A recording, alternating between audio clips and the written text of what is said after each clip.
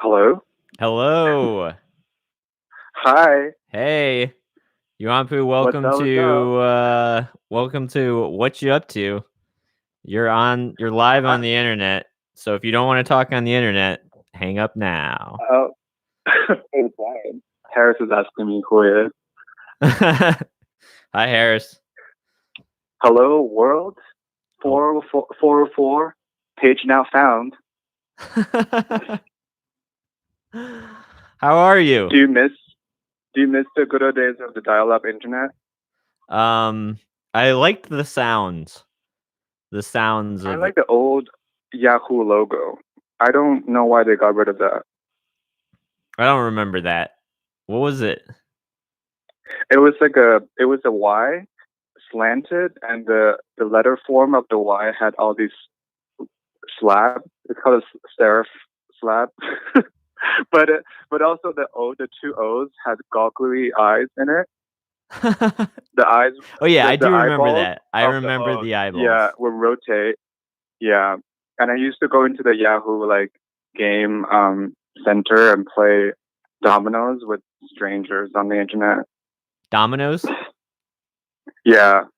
I've played dominoes once and I remember really enjoying it, but I learned the rules that one time and now I have completely forgotten those rules. So I don't remember how to play anymore. I don't remember how I played. It's just matching the dots, I guess. Have you been playing I don't know if you normally play like online games, but have you been playing like some of my friends are doing chess now. Online chess. Oh, I haven't dabbled in that. I don't know. How are you passing the time? Just a little bit of photos, video editing, my personal projects. Reorganizing both the digital realm and the apartment realm. Yes. I don't know the difference anymore. Yeah, me neither. I don't know which belongs to what. I don't know if the digital realm is within my apartment or if my apartment is within the digital realm anymore. I have no idea. It's like the Matrix when they forgot to unplug you, and you think that you don't think you're lying comatose in a chair with that thing plugged in your back. No, but you're still moving.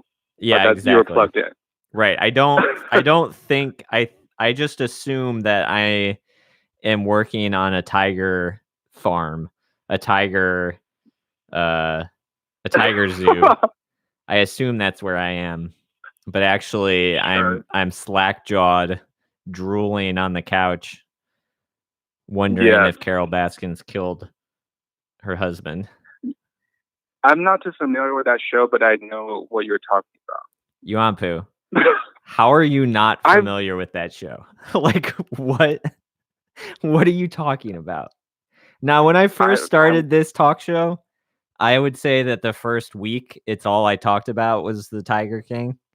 And since then, I've kind of stopped asking because I assumed that we've all done our duty and watched it. First of all, I'm very suspicious of anything that is trending or every meme czar is making memes on the internet. First of all, like that happened to Bird Box. I was not watching Bird Box. Same thing here with Tiger King. It's a paid promotion campaign. Okay, Yeah. I'm not buying up on that. Second of all, I'm watching other stuff on Netflix and like what? Just haven't had the time. I'm watching. This is gonna sound really cheesy, but I'm watching a Korean show called Crash Landing on You, and it's a romantic comedy. Is it reality? South Korean.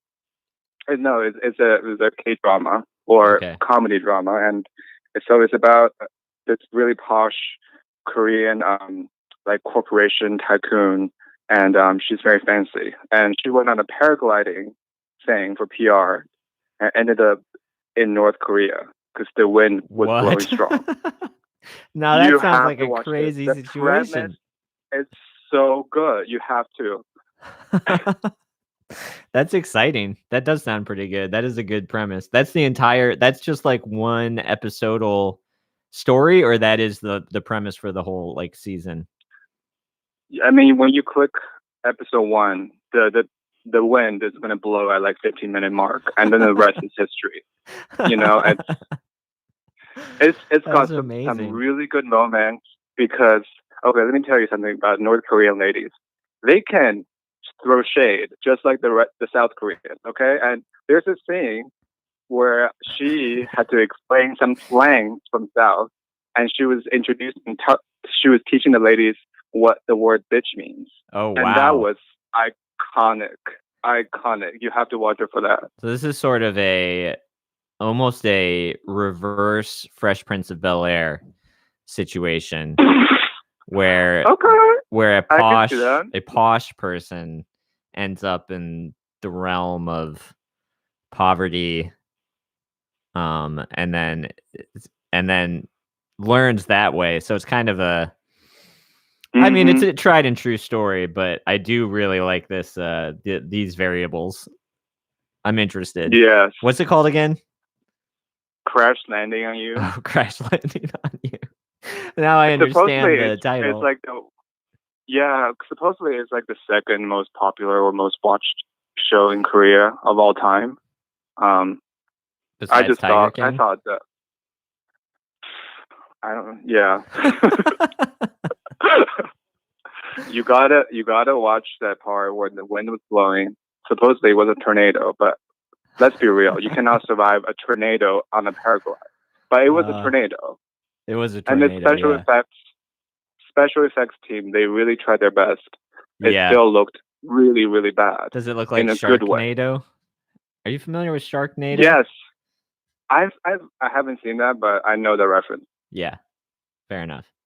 But yeah, I'm sure it's a similar kind of effect. I've been trying to watch Westworld, and it, honest to God, feels like, I mean, again, like the art direction and stuff is certainly more expensive, but it's like, it honestly is, it doesn't feel like an HBO show. It feels like a Sci-Fi Channel circa 2000 and like the year 2000. That's what it feels like. It feels like the production value of like Highlander or something. I finished season 1 and I tried season 2, episode 1 when all the bodies were on the shore, and I could not. Yeah, I could not watch bodies. You were absolutely right. Most people made it through. Oh yeah, in the chats even Anna's saying made it halfway through the second season, which is where I stopped and where one should have stopped, because so the next season came out and another friend's been working on the post end of that season. And so I was curious because I was like, I was sure the show had just been canceled, but it turns out we had all just stopped watching it. And so I went back in and I tried to finish the second season, but I couldn't do it. So I watched like the season finale, and I watched a YouTube clip of like a YouTuber basically walking me through the, like, reading the plot of it essentially to me. Yeah. And so then I started watching the new season, and it's pretty bad. It's just not worth watching. Chisa said though you were watching The Outsider. The Outsider. We need to discuss. Yeah, I loved The Outsider. Did you finish? I haven't finished. Okay. I haven't finished. Where I you think at? we've seen 6 episodes. Okay. Spoiler alert. We've seen the everyone. episode of Holly Gibney debriefing to the whole room, and she was doubted, questioned, and all that. Called a straight up loon. It's called crazy. Yes. Yeah. Okay. Don't tell me anything that's about to happen. But I won't. So far, of course. For up until that point, what do you think? What are your highlights? What surprises, things? Okay, let's see. Well, let's talk. Let's step away from the plot for a second and just talk about the lead guy and his style of talking. For some reason, I'm just like really drawn to just the texture of his voice. It's kind of like he's kind of got like it's kind of a lisp, I guess, but it's kind of like wet. It's got a gravelly kind of Tom Waits thing happening. Is he Australian, the actor? He is Australian. You picked up on that. And doing an American accent. I find I don't know about you, but I prefer an Australian American accent to a English American accent. Something about the Australian, I think, kind of lends itself to a little bit of that Midwestern twang, whereas English it sounds so forced usually. Like when a Benedict tries to do it, a Benedict Cumberbund does it. Yeah, Cumberbund. Good choice of last name. It's Cumberbatch, but Cumberbund sounds better. Yeah. I was throwing a little shade. I was doing that thing that you do, like if like your significant other like brings up somebody they used to date and then you pretend to like not know who they were. You're like, what's his name? Yep. That's what I was doing to Benedict because she used to date Benedict Cumberbatch. Yes, exactly. So I don't know. It's The Outsider. I'm. Yeah. Is it about the boogeyman? Is it about El Cuco?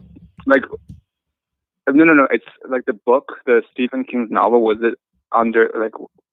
Okay, here's how much adaptation? How much of it was changed? Okay, so, here's the thing. I listened to the Stephen King audiobook a couple years ago, and I really liked the first 100 pages, and then.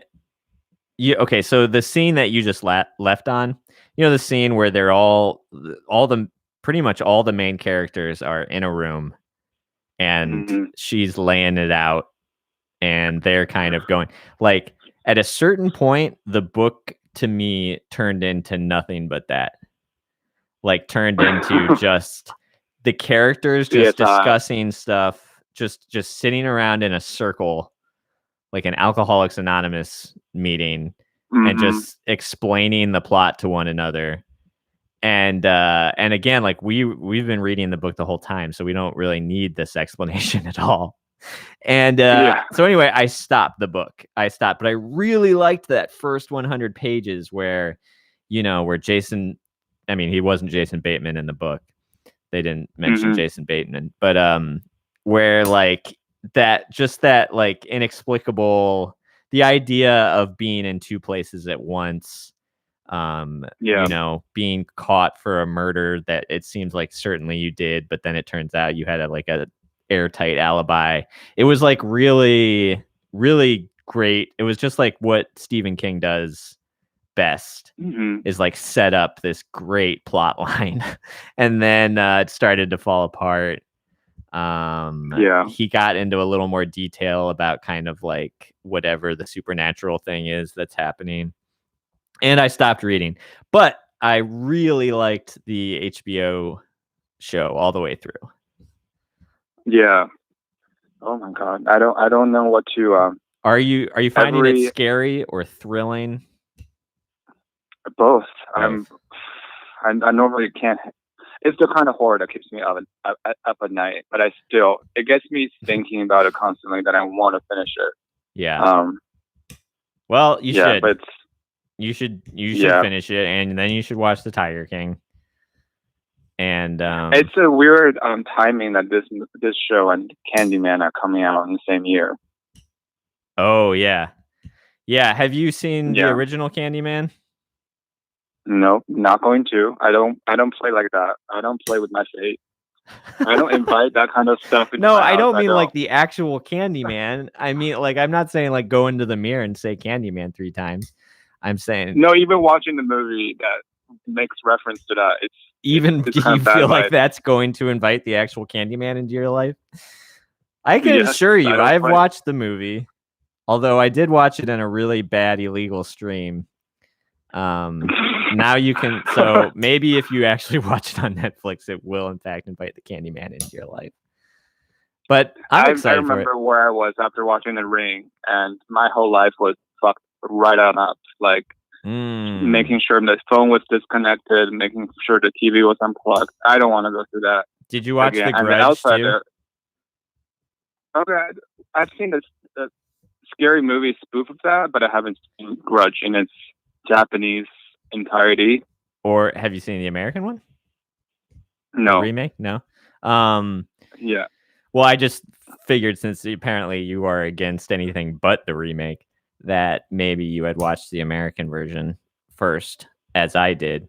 And I gotta say, okay, so The Ring is scary, definitely. But to me, The Ring is scariest at its like that last 10 minutes or whatever, where the girl walks out of the screen.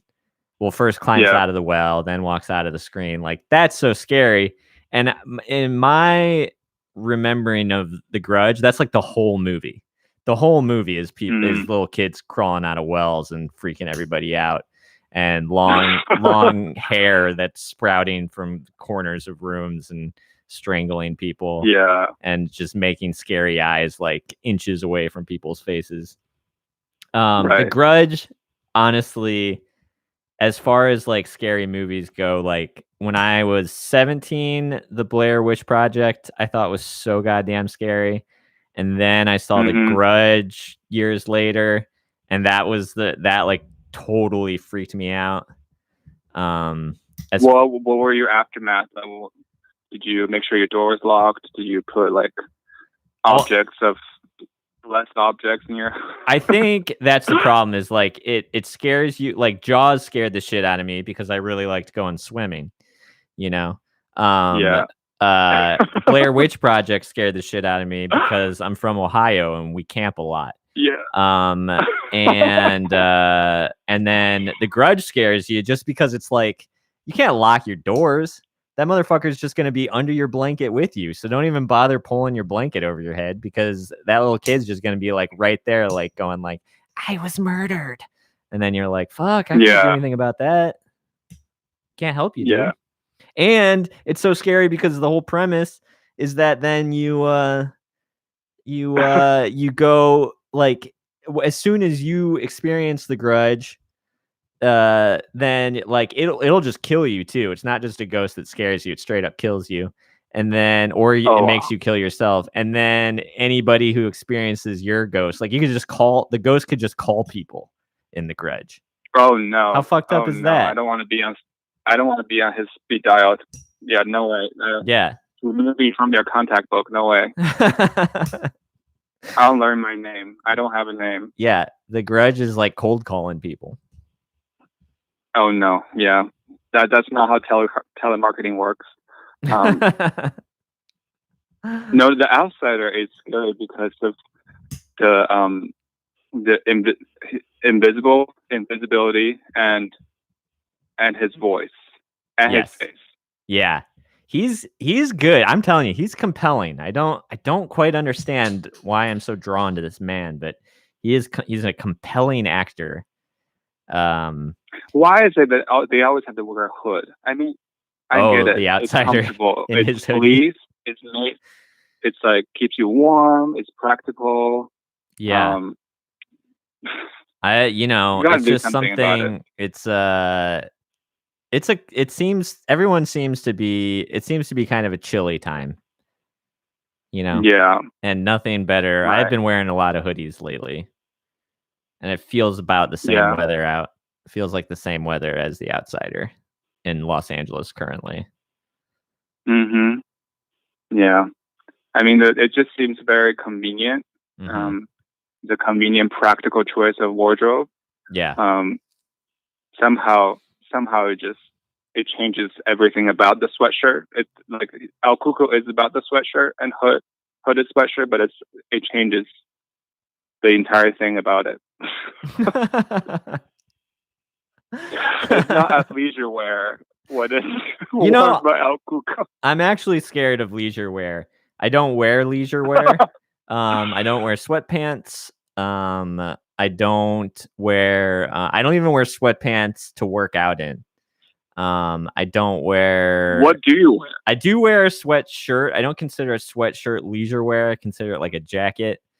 I don't wear pajama pants by any means. I've never owned a pair of pajama pants, and I never will. Yeah. I do not wear hospital scrubs, which I don't think anyone wants to wear anymore.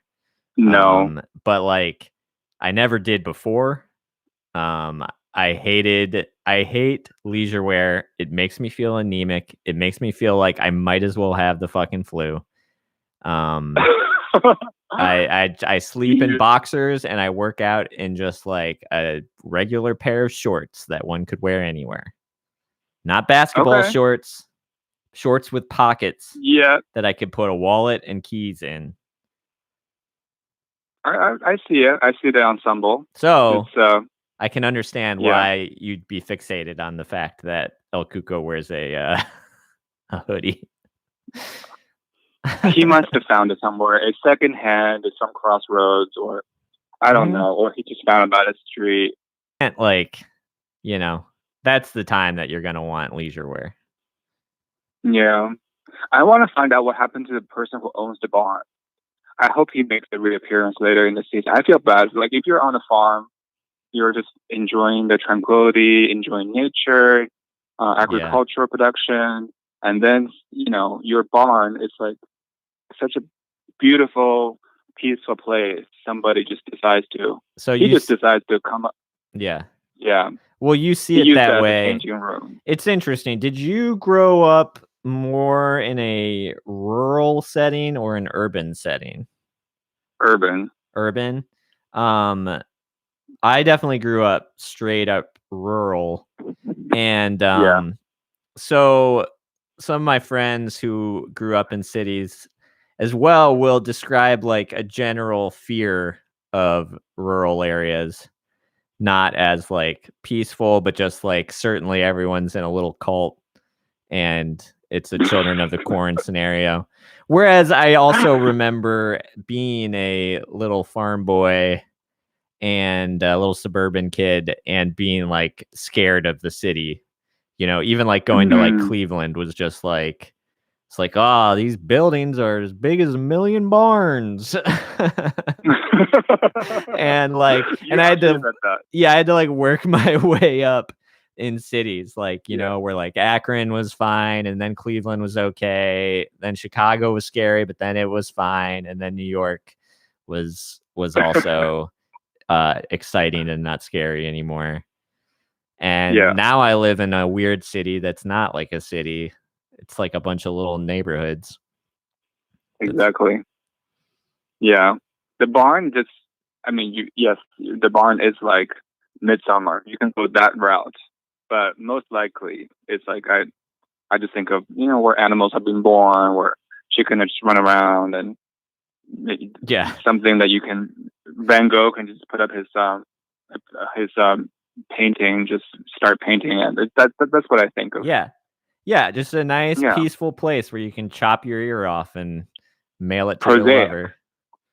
Yeah. Yeah. But I after that barn scene, I'm fully prepared that El Cuco is going to become a snake because he's shedding. Oh, I see. I'm ready for like a python action, like a human face with a snake body. Just bring it on. I'm ready. Like shedding and that mysterious fluid they found from his clothes. I'm ready for that. Did you snake, see python. did you see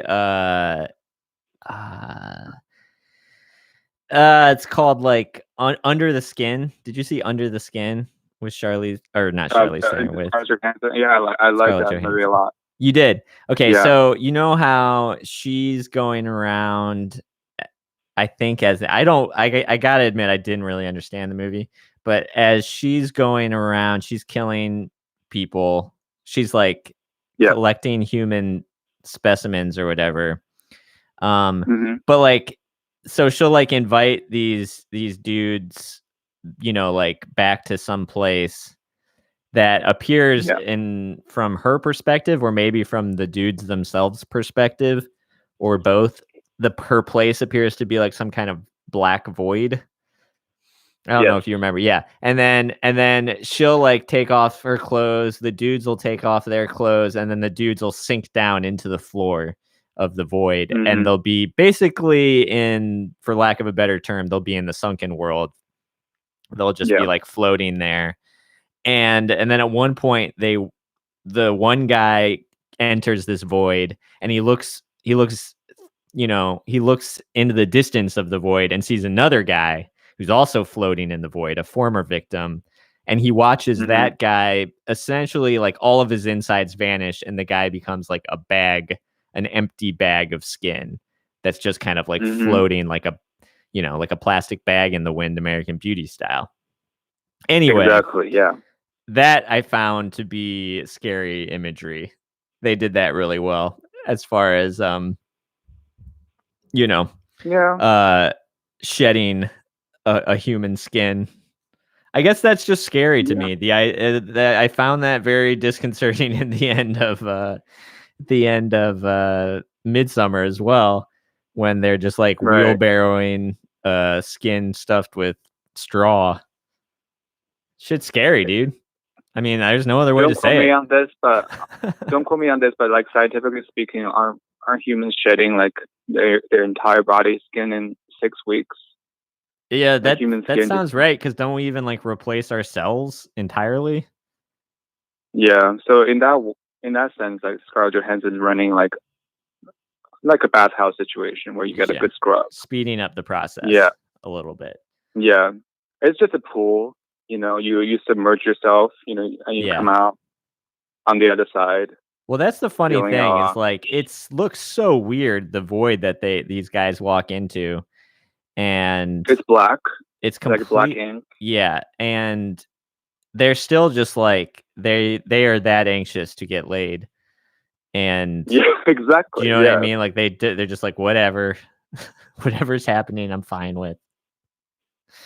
At what and just point dancing out of their clothes.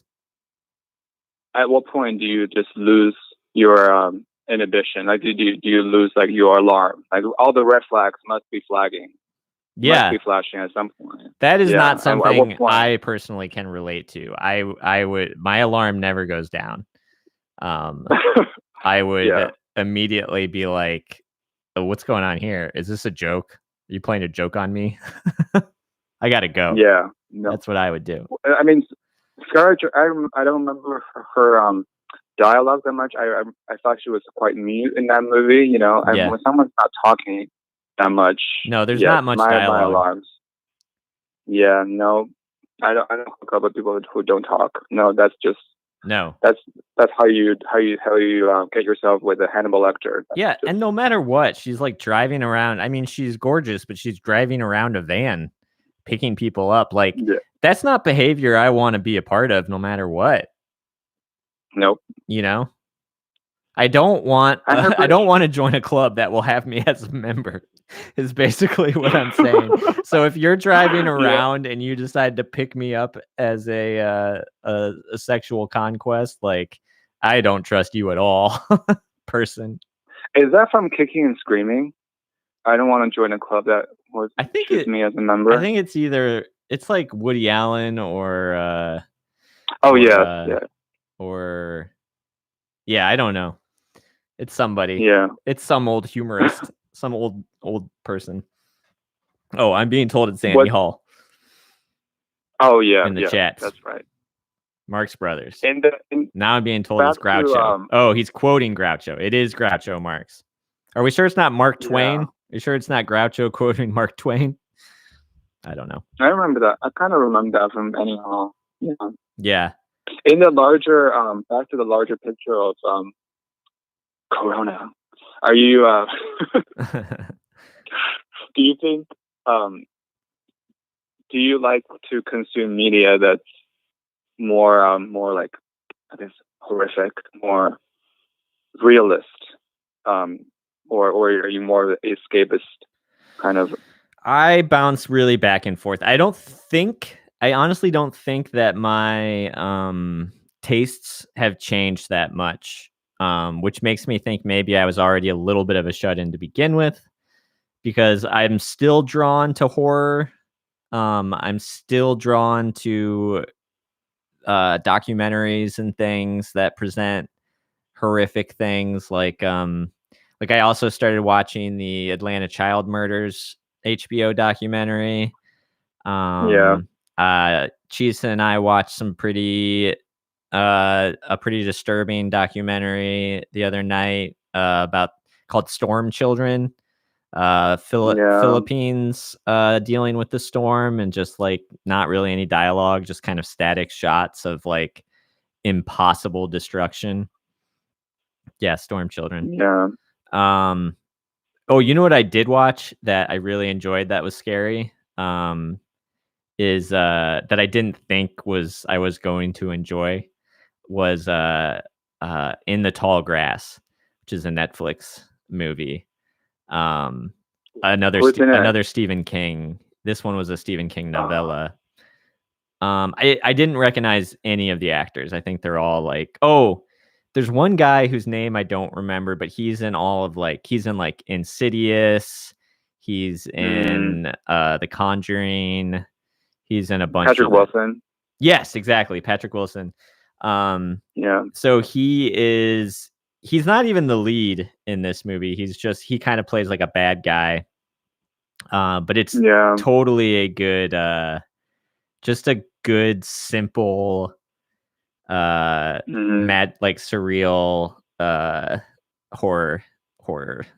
I think I'm maxed out with my Stephen King quota all year long with The Outsider. I mean, I'm fine. Just kind of going along. If you find yourself after The Outsider wanting something slightly more cartoony in its horror, slightly more scary stories to tell in the dark with its horror, you might want to check that one out. I want to revisit Goosebumps because I read it. Yeah, Goosebumps is great. I read it in Chinese. I didn't read it in English, and I'm curious about that, like translation wise. But I also my memory is a little fuzzy, but I remember there was a few Goosebumps stories where you kind of choose your ending, where you like at the end of like this page, you would choose like to go to page number 6 or page 18, like the story will advance differently. I don't remember the choose your own adventure Goosebumps. I mean, I completely believe that is a real thing, because I definitely read Choose Your Own Adventure, and I read Goosebumps. I don't remember any of those. Which ones did you read in Chinese that you remember? I don't remember. I just don't remember. I just remember like being. I remember like you're really addicted. Yeah. To horror. Yeah, it's an interesting thing when you like first get into horror, because like you don't want to, like your psyche is basically like, I don't do that scares you and you don't like being scared, but then there's like another part of you that's like, yeah, but that's kind of crazy, man. Anyway, I remember Goosebumps. I remember one where you took a picture of somebody and then they died. They would die later, I think. Maybe within the picture they would like come up as like a skeleton or something. That's some Japanese horror stuff. Like that's something that reminds me of, The Ring or something. When you do like a VHS tape or a copy, you make a copy of reality. Yeah. Something in that copy will show you signs of ominous signs of something's about to happen. I remember one where they were looking in the mirror and and oh no, they switched out with the person in the mirror, and I think the person in the mirror was like kind of evil. And then at the end, like they leave it with kind of like a Mona Lisa's smile, ambiguous ending of like it, like winking at us, the reader. Like, am I the mirror person or am I the real person? That's Us. That's the movie Us. Yeah, it is. That is Us. That is essentially entirely the movie Us. It made a little more sense than Us. Did we talk about Contagion? Contagion. Okay, so I haven't seen Contagion. I don't know if I saw it. I saw Outbreak back when it came out, but I'm sure Contagion's better because it's Soderbergh, but I don't think I've seen it. Okay. I have it on my list. We have to discuss that. Yeah. Oh my god. Did you watch it recently? I rewatched it recently. I first watched it when it came out, and then this year in February I rewatched it, and so this is you are definitely in the camp of people watching things very relevant in their narrative fiction. I laughed a lot. You did during Contagion. A lot. It's enjoyable laughs because let's be real, we all want to see Gwyneth Paltrow die. I and she died a really bad, ugly death. Not in the group death that she wants, but like ungroup death. Yeah. But mostly, I was surprised. This movie has so many stars. I didn't remember Elliot Gould being in it. I didn't remember Kate Winslet was in it. Like, you just got all the A-list people. Yeah. I mean, it was a big movie. Did it come out around the same time as Outbreak? Can't remember. 2013. Okay, 13 I think or way 12. later then. Yeah, way later. Yeah, but they did consult with a lot of disease experts, and the way that they said it was modeled after SARS outbreak. Okay. But there's so much about it. It's very relevant to COVID. Well, they're talking about like R0. They're doing the R0 thing, which is something that I think most of us just learned about. At least I did. As like a thing. And the time, the way the story is structured with like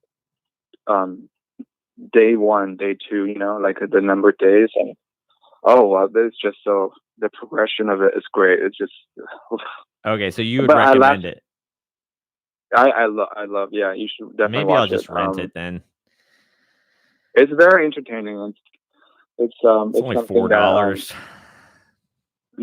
It's much worse than what we're going through. So there's that's kind joy of nice. There's joy in that. It's a relief. Yeah, could have been. Yeah. Well, I think that's like why the Tiger. I think everyone feels insane right now, and that's why the Tiger King is kind of nice to be like, yeah, okay. Yeah. I mean, I definitely watch a lot of. Like, what did I watch? Just that I can't explain getting lost in, but I for some reason got obsessed the other week with the fall and split up of Yugoslavia, and watched like a 7-hour BBC documentary about the wars and the civil wars all over Bosnia and Slovenia and Croatia and Serbia and all that shit. And, it was just horrifying. And I was so in it. And I think it was just like, it was partially fear of like, what's going to happen to this country that was already so stressed out in this election. But it was also like, just like there was something about just the intense dysfunction of it all that was just kind of like, well, I guess we're not there. Not there yet. Nope. Yeah.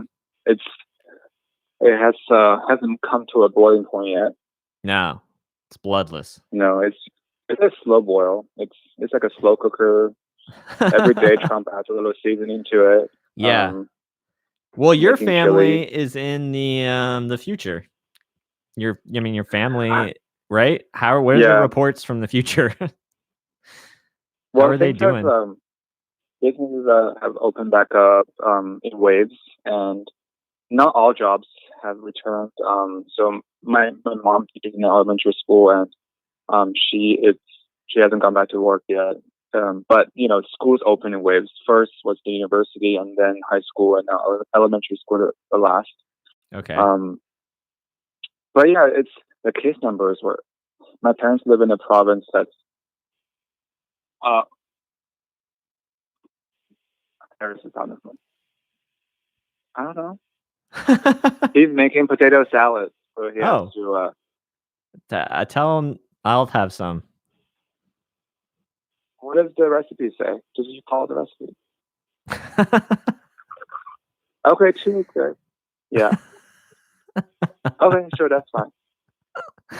Wow, he's making a potato salad with 6 potatoes. That's a lot of potatoes. That's gonna be a lot of potato salad. You guys are gonna be eating a lot of potato salad for the next day. Well, potatoes sprout, so we don't want to risk that. No, that's disgusting. Stockpiling vegetables it's not easy. It really is not. I hate the fact that potatoes grow, that growths come out of potatoes. I hate that. Have you accidentally eaten the green part of a potato and had like intense stomach reaction? Oh no, because it's toxic. No, it's poisonous. I will like throw the potato out the window if it looks like it's about to grow something. I mean, you can peel it, remove that part, but accidentally, there's a few times where I left a little bit of green in there. Yeah. Because the lighting was bad, and then you discover, oh, you don't want to fuck with the potato, that green potato. Did you say because the lighting was bad? Yeah, I couldn't tell if it's yellow or green. Are you cooking in the dark? You on boot? I'm talking about warm lights. Okay. When your light color is yellow, you can't see green. That's true. I see what you're saying. Okay, what were you saying? But yeah, back to China. So my parents, my hometown province, it's next to Hubei, and during the whole epidemic, they only recorded 280 cases, and the city. Leave the skin on. Potato again. And for a city of 10 million people, I think 280 cases is, I don't know. I understand how they contained it, the draconian measures. But 280 cases in such a, I know exactly how crowded it is, and there just seems, and everybody lives in high rises, sharing elevators. So it's hard for me to believe that. I see. You kind of question the numbers. It's hard not to. Yeah. I mean, I question the numbers around here. Yeah, 2 weeks ago, people are back on the road driving, traffic jam back up again. People are taking public transportation again. This was 2 weeks ago, and I asked them if there were anybody feeling nervous. People, and my parents just told me, if you wear a mask, you're fine, and it's mandatory to wear masks in public. It still is. It still is. Okay. So stuff's opening up, but everyone's still wearing masks. Yeah, it's illegal to not wear a mask outside. Oh, wow. You will get stopped by a police officer if you're not wearing a mask. And you cannot board the bus or the metro if you don't wear a mask. And okay. And everybody has this barcode. It's a QR code that is your personal tracker, your status, basically, your COVID status. So they give you different colors for the QR code. If you're healthy and you never be in contact with anybody from Wuhan, your color is green. And if you return from Wuhan or any kind of high risk area, like a country, if you enter China from the US, then your barcode will be yellow, which means you have to self-quarantine for 14 days. And maybe after 14 days, your color will change to green. Whoa. And most public places, like apartment complexes, buildings, shopping malls, would not let you in when your barcode is yellow or when your barcode is not green. And if you have symptoms, then you're red. So red decreases to yellow, decreases to green. Gotcha. And what the app also does over a month then if you were symptomatic. Exactly. Yeah. And the app also does it tracks your location with possible other people who are infected.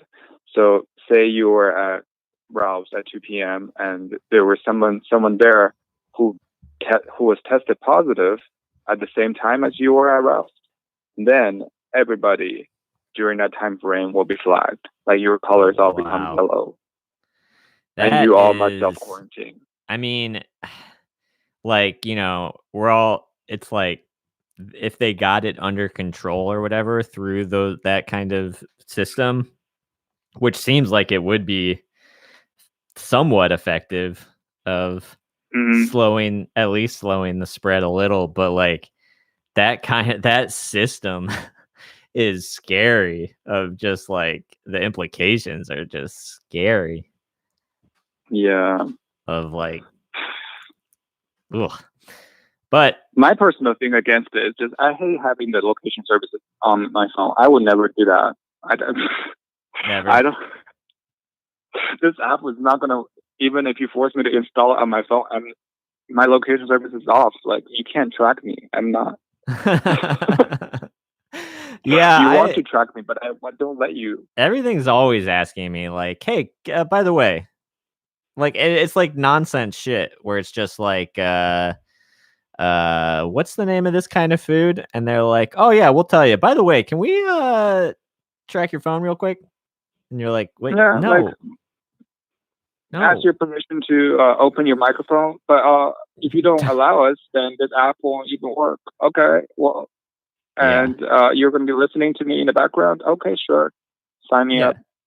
Can I? I'll tell you the answer to the name of that actor, but can I stay at your place for a while? Can I crash with you for a bit? Yeah, and I collect all your data in the background, recording your every click, every trivia search on IMDb. Like we know that you like Parker Posey, and we're gonna promote products really sponsored by her to you on your social media timeline. Yeah, it's just like, could I? I just kind of want to paint a nude. Could I just paint you nude for a while, like one of my girls? Yeah. They probably have masks, like Instagram masks for that. Yeah, that's true. For a nude mask. Wow. So your fam's okay. Yeah. So that's good, and they are lifting some of the restrictions, but I mean, obviously, that whole system's still in place with indefinitely. I'm don't know if the U.S. is that the same system is going to come to the U.S. I just think people here I don't know are way too individualistic. I think so too. Mean, it is. It's one solution. It's not the solution. Like tracking everybody. I don't think so. Yeah. Americans are not going to agree to that. I know. It's like, well, it doesn't seem like I'm like worried about. I still want to go on tour in September. Yeah. Which is laughable to say. But I'm still like the tour is booked and I really want to do it. Are you flying? Like, no, we'd be driving in a van. Okay. It just feels like it's already booked, but like it's like one of those things where it's like it just sounds like what the US is going to do is kind of like start lifting restrictions and then probably more cases will break out. Then they'll start closing restrictions. Then they'll pump the brakes, as they've been saying. And I don't see how a tour could be possible because like if we get to like mid-America and then the state we're in closes down and then they don't, because we were just in that state, they don't want us to go over to the next state where stuff's open. It's just like, I'm just seeing a terrible scenario where somehow we get like stranded in Topeka, Kansas. Yeah. Anyway, like Wizard of Oz. I just read a book called Topeka, the Topeka School. That's why that's on my brain. I weirdly like I want to when the thing was first starting, I was like, okay, let me look for flight deals. Like, I really have these kind of highly dangerous, Yeah. I see. like thoughts, Sure. desires. I'm like, okay, I want to look. I want to fly to Japan. Like, let's see. Yeah, because Let's it's a see which deal. country in the world. Which country in the world has like a case count in the hundreds, not in the thousands yet? I want to be there. Okay, Yeah. like, Oh, I see. if let's say Spirit Airways is having like a $5 sale, like maybe. But we all know, like, now that you don't want to be No, you don't want to get in a stuck recycled there. air situation. Yeah, and you don't. Yeah, absolutely. Yeah, it's Yeah. like I mean, I think it makes sense because like there's something so novel about the idea of a $5 flight or whatever. It's just something, no matter what, it's so exciting. It's like the way that I will often like look up houses, like 2-bedroom houses with a backyard fairly close to the beach, but or like a lake or something that's like located in like North Dakota or something, because they're like, it's like $15,000. There's no toilet and we've never had electricity, but $15,000 for a 2-bedroom house with a garage. And, I'll just find myself dwelling on this, like trying to convince myself because of the deal that it's like, I could live in North Dakota. I could do that. You're going to be sleeping when you arrive, bring your sleeping bag because you'll be sleeping. And it'll be like negative 12 degrees. Yeah, and maybe the outsider is going to invite himself. Oh, the outsider is there. 100% the outsider's there. El Cuco, like, at best lives next door, probably in your attic. That's the price you're paying. I mean, you're paying for El Cuco. I mean, when the price is that good, he is there because he likes deal too. Like, he will like, when he's searching on Zillow, he will choose the price range. He's searching for misery because he feeds off of it. Yeah, he's searching for under $20K. That's where you want to be. If you live on misery, you want to be out there in North Dakota where the prices are $15,000 for a 2-bedroom. I'm sure he has his own version of Zillow. It must be more advanced than Zillow. He just knows all the listings by hand, by heart, and and all the houses has to fit his style. Like, let's be real. Like, Jason Bateman's house looks so haunted. Looks so bad. Yeah. What is up with who lives in a house with no interior lighting? What is that all about? And the detective's house too. Where is the sun? Yeah. Of course, El Cuco is going to be there. He loves that kind of house. Yeah, I mean, style. That's listen, dream house. That's also, you're just describing the Midwest. Like, the lighting is always bad. Lighting is bad in the Midwest. It's like in the middle America as well. It's just like lots of overhead lighting. Yeah. Like, it's just the windows. It's the windows during the day, and then as soon as that happens, there's no like nice lamps. Like mid-level lamps, everything's just coming right down at you, and you're lucky if it's not fluorescent. Last night I couldn't sleep because I was scared after watching The Outsider, and I kept thinking about Janine. When she dropped a glass of water, and like walked right on. Walked on the glass. Yeah. I'm like, girlfriend, you didn't have to do that. Like, was she under a spell or something? There's no was she under his control? I think she was just so scared and kind of in a fugue state. You would think stepping on glass would wake you up out of it, but no, that is the true just fear factor. You could see where you were going, Janine. Like, it was not a completely dark situation. You could look down. Yeah. And walk your foot to the right or ahead, walk around. Because she looked like she wasn't like completely, scared or like screaming, or she looked calm.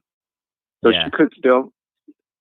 Well, that's the thing. That's what I like about that is, like, an element of realism, maybe not necessarily in that she would have woken up, but like in in her husband's reaction to it.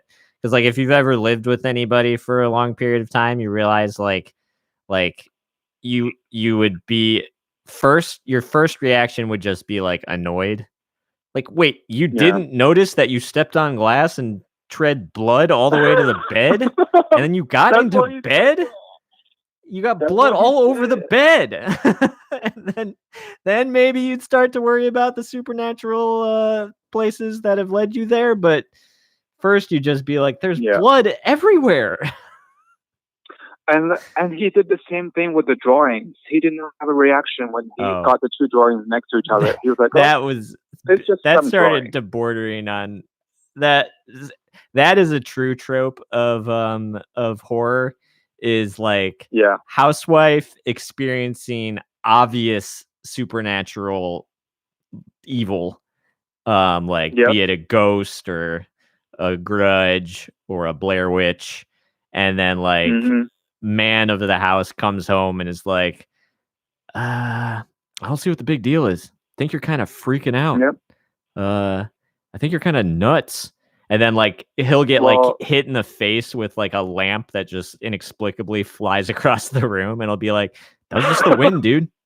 I'm pretty sure that was just the wind. No big deal. Yeah. I left the window open, But that is definitely... he was just a bad drawer. That kid couldn't draw. That's what he said. Oh yeah, that's right. That kid's like, it was a pretty good drawing. Yeah, I mean, he did it right then and there. That's a skill. It's pretty hard to have, like drawing in public while being watched by good people. No, he should he should work on the beach, doing caricatures. Right. Yeah. And just how dare he doubt his wife? I mean, come on, that's just, you don't want to be married to someone like that who doubts you. When you're trying to say that, I saw him, and then his response was, "Oh, honey, you were sleepwalking. How dare you? Don't tell me how I should feel. Don't tell me how I didn't see with my own eyes." Yeah. I mean, I think that's what it's really about. That's what that show's really about. Is believing your partner's psychotic breaks to be true, to be truth. And then we saw Jack's mom come back. I mean, wow. Okay, you made it to that part. I couldn't remember exactly what happened. Stephen King. That was horrifying. That was like, it was kind of funny, but horrifying. Right back. So disturbing. The way she moved. Jack Nicholson. For a woman that age, dead or not. Really good mom. Yeah. Yeah. Or Kathy Bates. Yeah, it was kind of like or in The Shining, the dead woman in the shower. Yeah. It's kind of like that. I thought, okay, the mom is back. The mom is coming to like reassure her son that everything will be okay. But no. That's not the kind of mother. That's not what the kind of mother. I don't know if it's based on his real mother, but that's not parenting. That would have been a weird scene. It just would have been a little out of place. If suddenly Jack had just like a tender moment with the ghost of his mom. But it's not his real mom, right? Like it's Cuco. Yeah, just in his head too. It was a very like Fight Club-esque scene. Yeah, you just show him kicking the shit out of himself. And then did you hear him muttering to himself? He was like, "You are not the contents of your wallet. You are not your fucking khakis." That's a quote from Fight Club. But oh yeah. You're not the IKEA furniture you bought. Yeah, exactly. I am. That was such a good scene. Something when he was just ordering furniture and filling up his room with all this furniture and has all the IKEA names and price tag. Yeah, he had a nice place. Yeah, I mean IKEA approved. It's like a showroom. Yeah, I hate IKEA. Whenever I go into IKEA, I hate it, and I get filled with just like frustration and rage, and am overwhelmed with all that, all of the stuff, and like the boxes, and then like it takes forever to build it up, and I don't really like the way they look. And now I'm wondering if all of this hatred is based on 15 or 16-year-old me watching Fight Club. It's possible. It definitely is. It might have just, there is a because I didn't correlation. know what IKEA was when I first saw Fight Club, so it's possible that it just got burned into my brain, and then when I finally realized it, I was like, I don't like this. It's Tyler Durden. This is the thing. I never go to the showroom floor of IKEA. I always know exactly what I need to get from the marketplace downstairs floor, and then get the hell out. Oh, that is so smart. Do you go to the showroom? I've only been there like twice, and it's been a nightmare every time. And I've gone through the showroom. I always go through the showroom. People actually be sitting in the fake model like living room and try to imagine this is what they want for their place. I mean, come on. Yeah. It's looking at a fake TV. It's hard to do because, and then and there's like random couples arguing around you. You're and in China, people take naps. Like it's a public napping spot. Really? So all the showrooms is like socially acceptable. And IKEA actually recently said that they encourage customers to take naps on those model beds and bedrooms. You know why? Yeah. I think it's like it's like the way in Las Vegas that they like, they want you like kind of drunk and like to get your money. That makes sense. Like a person who just wakes up out of a nap, it takes you a good half an hour like to really kind of come to, and then by the time you actually come to, you're like in line with a cart full of like really long cardboard boxes that are ridiculously heavier than they look.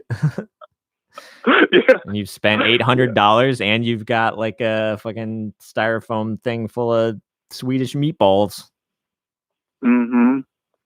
Yeah. The fact that IKEA lets you, like, when you select that furniture, I'm talking about those large pieces, they let you write that number down and you have to go pick it up yourself. Yes. With your own muscles and your own hands. Yeah, and you have to get like a crate cart, like a weird like factory-esque cart. You might injure yourself in the process. And the fact that they don't care that you might injure yourself picking up a large piece of furniture that weighs 100 pounds, that is very infuriating to me. No, that's not how you do business. Yeah, they don't care. They want you injured.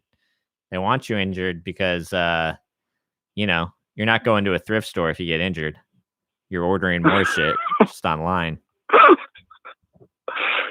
And can we? No one actually likes I feel like I'm doing my tight 10 on on IKEA, but no one actually likes that food. I've heard people talk about the food, but the food's like not good, right? Isn't hospital food like just go to like In-N-Out afterwards. Don't get that food.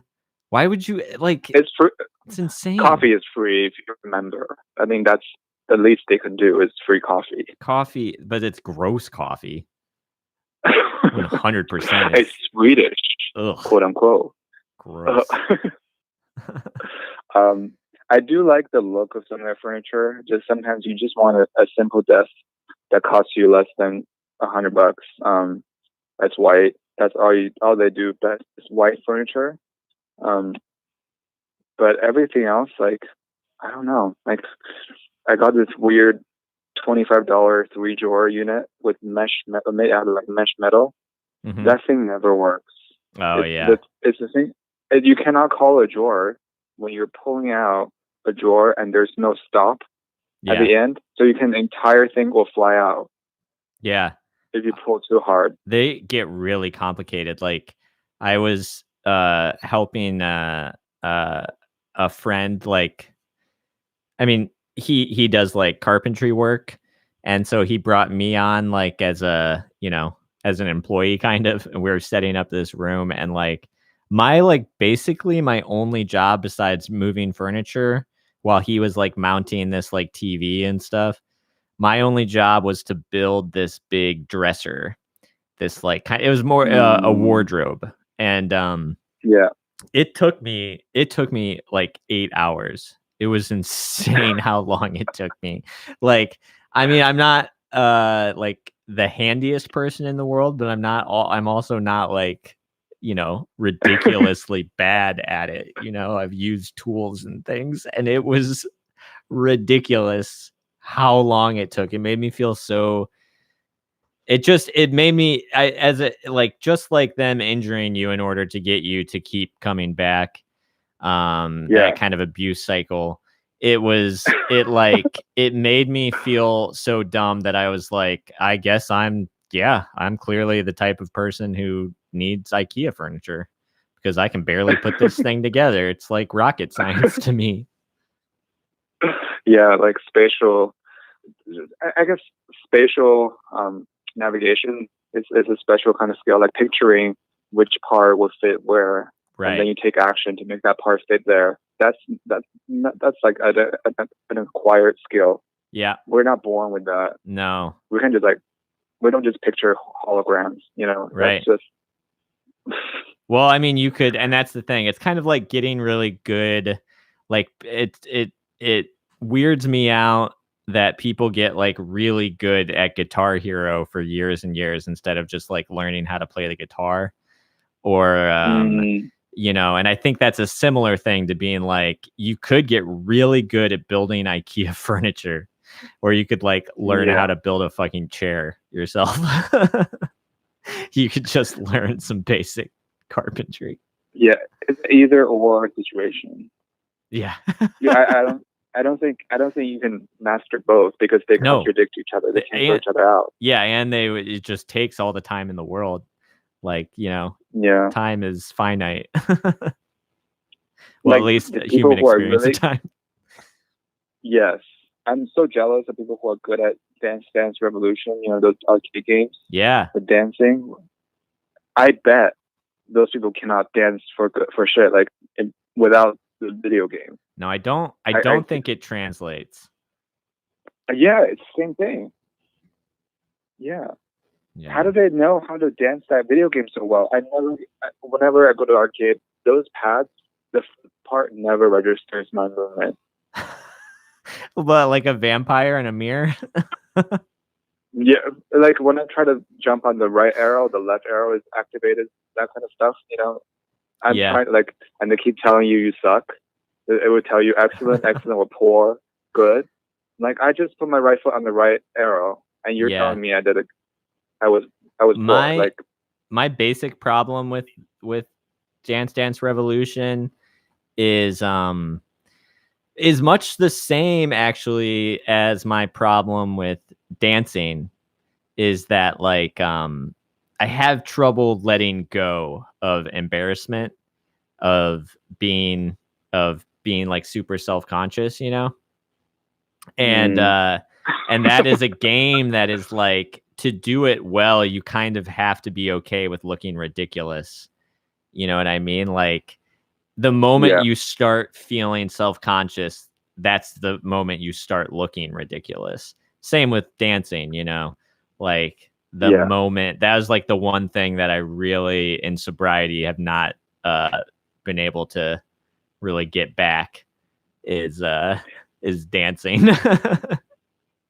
And the fact that some of those keys are a little bit worn out, you gotta like jump really hard to let that key register.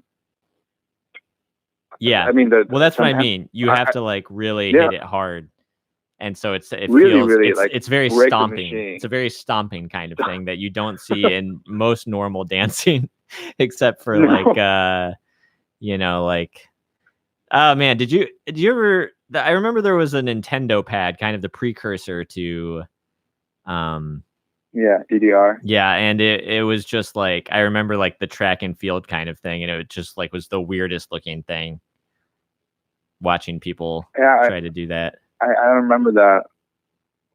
You play dance on it, or you?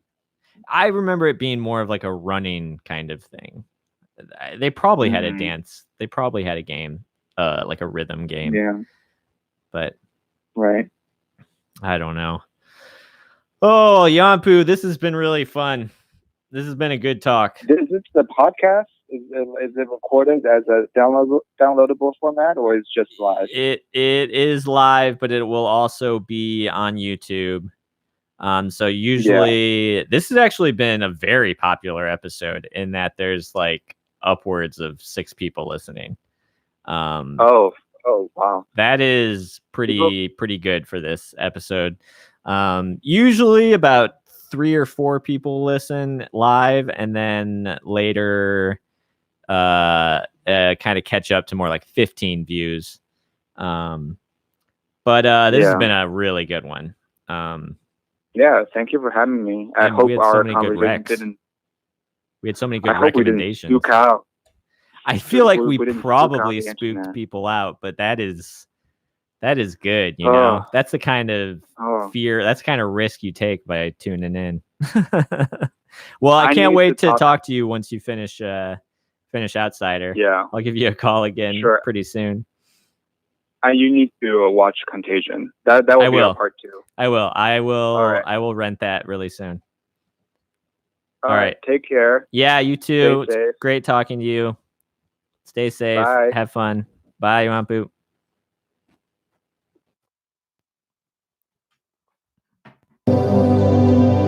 Thanks for being on the chat, everybody. That was fun.